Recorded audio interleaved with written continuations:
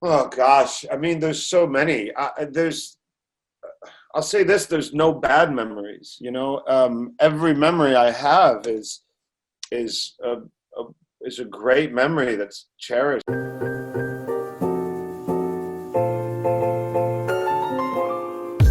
I mean, I'm not really a fan of a lot of reboots. I'd much rather see the next True Blood, the next whatever that is. I'm a much bigger fan of original ideas. And I think that they're out there, and we should be pouring more effort into original ideas instead of redoing something from 2006, which really isn't that long ago. It's not like Shakespeare or Moliere or something. It's it's like a couple years ago. So no, I think True Blood,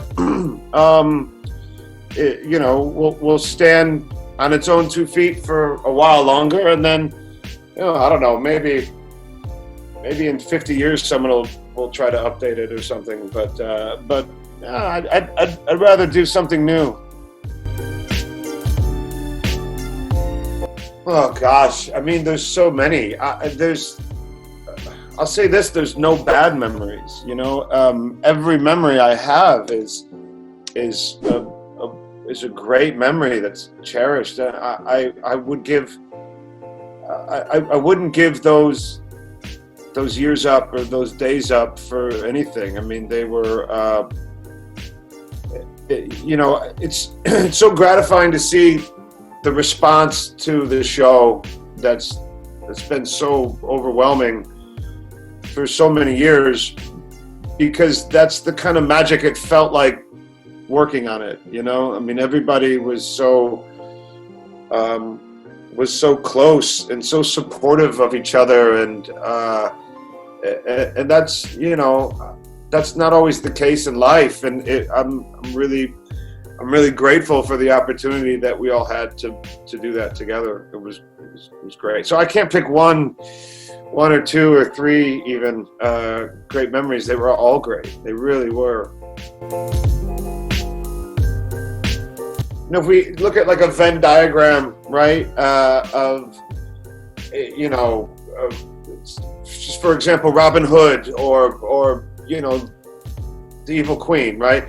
Their persona in Storybrooke and their persona in Fairy Tale Land was, I mean, it was the Venn diagram had a very small sliver of where they intersected. Neil was almost completely one in both places. He knew who he was. He was at one with who he was, and he didn't feel the need to. He didn't have to.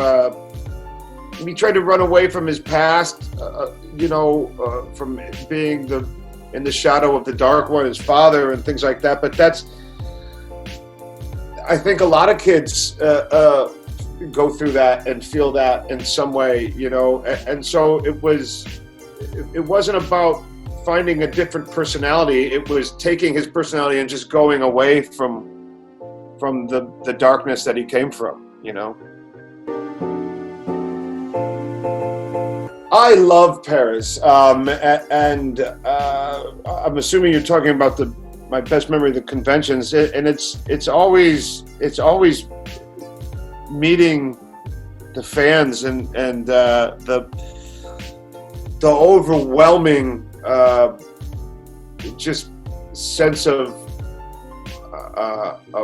love that comes from the fan base, and the fact that being able to do what I do for a living, which is tell stories, can have such a positive impact, and you really, you get a sense of it when you do theater, because you can feel the energy of the audience and there's applause at the end. But in television, you don't know. Television and film, you don't know how it's landing. You just do the work and then you just send it off. And in the conventions, And particularly, I don't do a lot of them, but I do enjoy the Paris ones. I do enjoy the people cons. The overwhelming sense of shared love between the cast and the audience is pretty powerful, and I'm really grateful to be able to come and be a part of that, feel that.